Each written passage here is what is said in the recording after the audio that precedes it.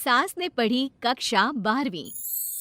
पाखी एक multinational company में काम करने के साथ सोशल एक्टिविस्ट भी होती है, जो ऑफिस खत्म होने के बाद शाम को घर आकर जरूरतमंद छोटे बच्चों को फ्री में पढ़ाती है। उसकी इस खूबी से बाकी लोगों के साथ सास भी बहुत खुश होती है। तुम सच में बहुत अच्छा काम कर रही हो बेटा, बस ध्यान रखना बच्चे आधे रास्ते में कहीं भटक ना जाए। भटकने से मेरा मतलब सिर्फ गलत काम करना नहीं है। कोई घर की जरूरत के लिए नौकरी करने लगे या किसी के घर वाले उसकी शादी करा दे, यह भी तो मंजिल से भटकना ही होता है ना। वाओ मम्मी, मुझे नहीं पता था कि आप पढ़ाई को लेकर इतनी पर्टिकुलर हो। पर फिक्र मत कीजिए, इनके साथ ऐसा कुछ नहीं होगा। बहू की बात पर मुस्कुराकर सास चली जाती है और पाखी बच्चों को पढ़ाने में बिजी हो जाती है। उसी रात पाखी और विराट साथ बैठकर बातें कर रहे होते हैं, जिसमें बहू सास की पढ़ाई को लेकर नजरिए का विराट के सामने जिक्र करती है। हाँ, मुझे सब पता है। ऐसे ही नहीं ये नालायक लड़का इतना पढ़ लिया, वो मम्मी ही तो है जिन्होंने बचपन से खाना खाया या नहीं से ज्यादा पढ़ाई किया नहीं पूछ पूछ कर मुझे इतना पढ़ने पर मजबूर कर दिया। वो हमेशा मुझे पढ़ाई और सेल्फ इंडिपेंडेंट होने की इम्पोर्टेंस याद दिलाती रही, और आज मेरी ये सरकारी नौकरी, इतनी अच्छी पोस्ट, उसी का तो नतीजा है। वाओ, अगर मम्मी इतनी पढ़ी लिखी है तो कोई जॉब क्यों नहीं करती? और अगर जॉब नहीं करती तो मेरे साथ बच्चों को ही पढ़ा ले। तुम्हें किसने बोला कि मम्मी पढ़ी हुई हैं?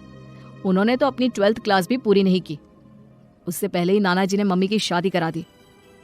शायद इसलिए पढ़ाई और अपने पैरों पर खड़े होने को लेकर उनकी सोच ऐसी है, क्योंकि वो खुद ये सब करना चाहती हो। पत्नी की बात सुन के विराट भी सोच में पड़ जाता है। दोनों मिलकर प्लान बनाते हैं और अगले दिन बच्चों को पढ़ाते हुए पाखी उनके पास एक कुर्सी एक्स्ट्रा लगा देती है। ये एक कुर्सी ज्यादा किसके लिए लगाई है बेटा? कोई नया बच्चा आने वाला है क्या? हाँ जी, आज से मेरी एक नई बच्ची मेरे पास, यानी कि मेरी सास, दोबारा पढ़ाई शुरू करने वाली है। अरे क्या पागल जैसी बात कर रही है? भला ये भी मेरी कोई उम्र है बच्चों के बीच बैठकर पढ़ने की? तू बस ना इनके भविष्य पर ध्यान दे, मुझ पर नहीं। मम्मी, सीखने की कोई उम्र नहीं होती, बस इच्छा होती है, और मुझे पता है कि आपके अंदर वो इच्छा आज भी जिंदा है। अरे तू बस अपने काम और इन बच्चों पर ध्यान दे। यहाँ बस सबको बोलने से मतलब है, किसी को नहीं सोचना। अगर बात बाहर निकली तो समाज क्या सोचेगा और परिवार का कितना नाम बदनाम होगा। मम्मी, आपने पापा और इस परिवार के बारे में बहुत सोच लिया। सबकी खुशियों के लिए अपने सपने बहुत कुर्बान कर दिए। अब ये वक्त अपने पर ध्यान देने का है। और जिस समाज की आप बात कर रही हो ना, उसकी तो आदत है हर कामयाब होते इंसान पर पत्थर मारने की। बेटी को भी बहू का साथ देते देख सास गुस्से में अपना सर पकड़कर बड़बड़ाते हुए वहाँ से चली जाती है। ये स्टूडेंट थोड़ी जिद्दी है, पर इन्हें मैंने 12th क्लास पास नहीं कराई तो मैं भी अपनी सास की बहू नहीं। ये देखने में तो मजा ही आ जाएगा। इसी के साथ पति पत्नी मिलकर सास को पढ़ाने के मिशन पर लग जाते हैं, लेकिन सास उनकी हर कोशिश को नाकाम कर देती है। एक शाम विराट अपनी मम्मी के लिए 12th क्लास की बुक्स लेकर आता है, जिन्हें देखकर इस बार सास का गुस्सा उन दोनों पर मानो फूट ही पड़ता है। अरे तुम दोनों का दिमाग खराब हो गया है क्या, जो ये बेवजह की जिद पकड़े बैठ गए हो? मैंने एक बार बोल दिया ना, मुझे कोई पढ़ाई नहीं करनी। इसके बाद मेरी पढ़ाई को लेकर मुझे घर में कोई जिक्र नहीं चाहिए। पोता पोथी पकड़ने की उम्र में किताबें पकड़ूंगी तो अच्छी लगूंगी क्या?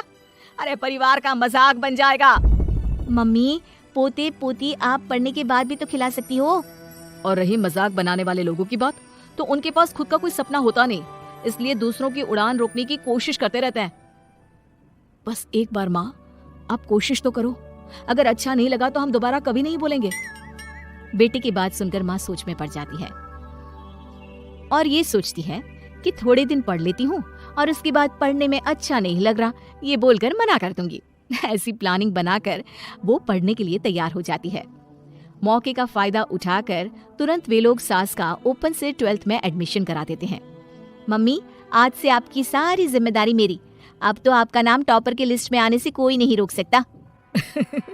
ये मेरे सीधे बच्चे, इन्हें अंदाजा भी नहीं कि माँ का प्लान क्या है। पाखी सास को पढ़ाना शुरू करती है। दिन बीतते हैं, जिसमें धीरे धीरे सास भी कंफर्टेबल होने लगती है। लेकिन फिर पाखी एक सब्जेक्ट पढ़ने के लिए ट्यूशन जाने का सजेशन देती है, जिस पर बहुत गुस्सा, ड्रामा करने और पाखी के लाख बार मनाने के बाद एक बार फिर सास तैयार हो जाती है। थैंक यू मम्मी, आपको नहीं पता कि आपका 12th क्लास पढ़ना हम दोनों के लिए कितना जरूरी है। अब ये सिर्फ आपका नहीं, हमारा सपना भी बन गया है। बहू की बात सुनकर सास अपने प्लान को लेकर सोच में पड़ जाती है। अगले दिन पाखी सास के साथ उन्हें ट्यूशन छोड़ने जा रही होती है, जहाँ रास्ते में पड़ोस की कुछ औरतें बैठी मिलती हैं। अरे वाह विराट की मम्मी, तुम्हारा इस उम्र में पढ़ाई का कौन सा भूत जाग गया? बहू को बोलो कि पोता पोती दे दे और बच्चों के साथ खेलो। अरे क्या उनके बीच बैठकर अपनी खिल्ली उड़वाने चल पड़ी? आंटी जी, जब सरकार या भगवान ने सीखने की कोई उम्र नहीं रखी तो आपको क्या दिक्कत है? अरे देखो तो जरा, बहू की जुबान कैसे कैंची जैसे चल रही है। अब सास घर संभालने की जगह इन सब चीजों पर ध्यान रखेगी तो बहू के तो ये हाल होने ही है ना। देखा बहू, इसलिए बोलती थी, अरे खाली दिमाग वालों से बहस नहीं करनी चाहिए, क्योंकि वो जब भी मुंह खोलेंगे गू ही बोलेंगे। उदाहरण तो तुमने अभी देख लिया। वैसे बहन, मैं तो अपना सपना पूरा कर लूंगी, लेकिन क्या यहाँ बैठकर पंचायत करने के अलावा तुम लोगों का कोई दूसरा सपना भी है? सारी औरतें चुप हो जाती हैं और सास बहू चले जाते हैं। अब सास के अंदर पढ़ने की इच्छा जाग उठती है और वो अपना प्लान छोड़ मन लगाकर पढ़ाई करना शुरू कर देती है। देखते ही देखते 1 साल बीतता है और बोर्ड एग्जाम शुरू हो जाते हैं। मम्मी, एग्जाम के लिए जाने से पहले जल्दी से ये दही शक्कर खा लो। अरे चल पागल, ये सब बच्चों के लिए होता है। अभी आप भी हमारे लिए स्कूल में एग्जाम देने वाली बच्ची ही तो हो। बच्चों का प्यार देखकर सासू माँ खुश हो जाती है और दही शक्कर खाकर विराट के साथ घर से निकल जाती है, जो मम्मी को एग्जाम सेंटर पर छोड़ ऑफिस चला जाता है। इसी तरह समय बीतता है और एग्जाम खत्म होने के बाद देखते ही देखते रिजल्ट भी आ जाता है। मेरी टॉपर माँ, तुमने तो तहलका मचा दिया, हर तरफ तुम्हारे ही चर्चे हैं। घर वाले ये खुशी मना रहे होते हैं कि वही औरतें उनके घर आती हैं। अरे पंचायत की टोली, आज मेरे घर कैसे? बस तुम्हें सॉरी और थैंक यू बोलने आए हैं।